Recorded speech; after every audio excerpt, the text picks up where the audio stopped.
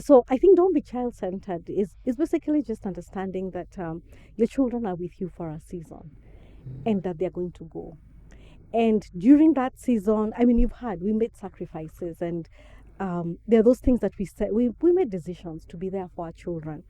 But then we also knew that we had a marriage, and that we also had to teach our children that we have mommy and daddy time, and that is a priority. Wow. Because what happens is that a lot of times people will focus on the children. We shall have children in sharing the parents' bed. And I've had crazy stories of a 4-year-old still in the parents' bed. I'm like, oh my God, how does this thing happen? But there are those stories, and it comes from a good heart, because as a parent you want to give the best to your child, and so that is where that's really the motive. But you forget that there's a marriage there's a marriage as well, And there's you. and there's all Because you. even for single parents, they make this mistake where you overinvest, and your child is not your friend. They're your child. They will have a life.